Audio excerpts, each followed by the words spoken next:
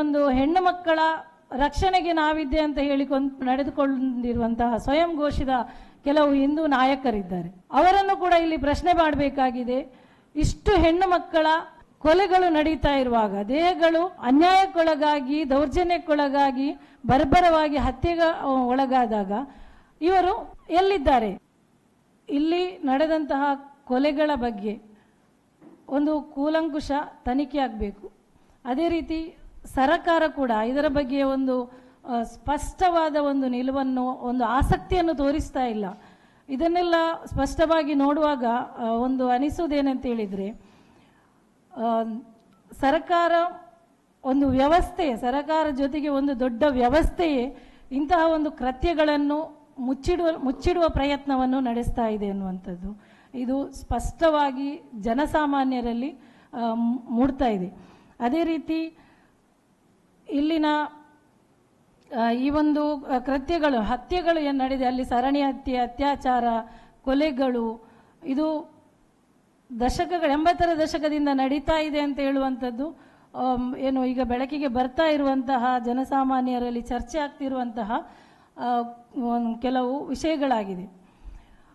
ಅದರಲ್ಲಿ ಪತ್ರಕರ್ತರಿರ್ಬೋದು, ವಕೀಲರಿದ್ದಾರೆ, ಅದೇ ರೀತಿ ಜನಸಾಮಾನ್ಯರು ಕೂಡ ಕೊಲೆಗಳು ನಡೆದಿದೆ ಎನ್ನುವಂತಹ ಊಹಾಪೋಹಗಳು ಕೂಡ ನಡೀತಾ ಇದೆ.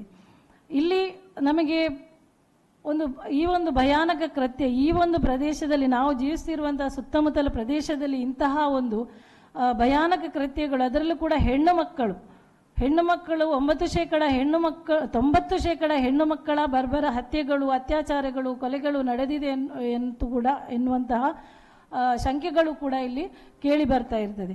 ಖಂಡಿತವಾಗಿಯೂ ಇಲ್ಲಿ ನಮ್ಮ ಒಂದು ಬೇಡಿಕೆ ಏನಂತ ಹೇಳಿದರೆ, ಇದಕ್ಕೆ ಒಂದು ಕೂಲಂಕುಷವಾದ ಸಮಗ್ರವಾದ ತನಿಖೆ ಶೀಘ್ರವಾಗಿ ನಡೀಬೇಕು.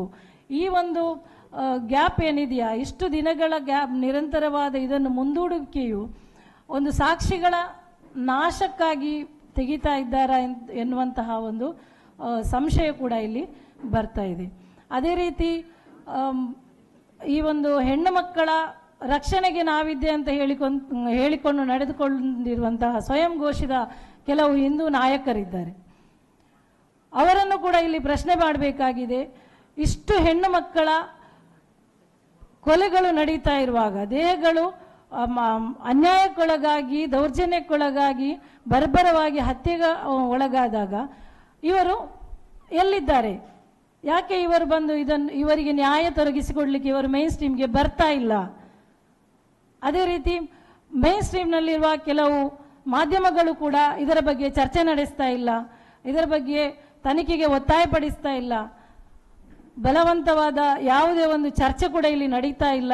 ಇದು ಕೂಡ ಇಲ್ಲಿ ಸಂಶಯಕ್ಕೆ ಎಡೆ ಮಾಡಿದೆ. ಅದೇ ರೀತಿ ನಮ್ಮ ಈ ಒಂದು ಪ್ರಕರಣ, ಅನೇಕ ನಡೆದಂತಹ ಇಂತಹ ಸರಣಿ ಹತ್ಯೆಗಳ ಬಗ್ಗೆ ಕೂಲಂಕುಷ ತನಿಖೆಗಾಗಿ ಜನಸಾಮಾನ್ಯರು ಒಟ್ಟಾಗಿ ಇದರ ವಿರುದ್ಧ ನಾವು ನಿಲ್ಲಬೇಕಾಗಿದೆ. ಇಲ್ಲಿ ಪ್ರತಿಭಟನೆಗೆ ಅವಕಾಶ ಇಲ್ಲ. ನಾವು ಪ್ರತಿಭಟಿಸ್ತೇವೆ ಅಂತ ಹೇಳಿದರೆ ಪೊಲೀಸ್ ಇಲಾಖೆ ಪ್ರತಿಭಟನೆಗೆ ಅವಕಾಶ ಕೊಡ್ತಾ ಇಲ್ಲ. ಎಲ್ಲ ಏನು ನಮ್ಮ ಅಭಿವ್ಯಕ್ತಿ ಸ್ವಾತಂತ್ರ್ಯಗಳಿವೆ ಅದನ್ನು ಮೊಟಕುಗೊಳಿಸಿ ನಮ್ಮನ್ನು ಜನಸಾಮಾನ್ಯರ ಸಂಶಯಗಳನ್ನು ಜಾಸ್ತಿ ಮಾಡಿ ಅಭಿವ್ಯಕ್ತಿ ಸ್ವಾತಂತ್ರ್ಯಗಳನ್ನೇ ಮೊಟಕುಗೊಳಿಸಲಾಗ್ತಾ ಇದೆ. ಇಲ್ಲಿನ ಇದರ ಹಿಂದೆ ಒಂದು ದೊಡ್ಡ ವ್ಯವಸ್ಥೆಯ ಒಂದು ಷಡ್ಯಂತ್ರ ವ್ಯವಸ್ಥೆಯೇ ಶಾಮೀಲಾಗಿದೆ ಅಂತ ಹೇಳುವಂತಹ ಒಂದು ಸಂಶಯ ಇಲ್ಲಿ ಸ್ಪಷ್ಟವಾಗಿ ನಮಗೆ ಗೋಚರಿಸ್ತಾ ಇದೆ.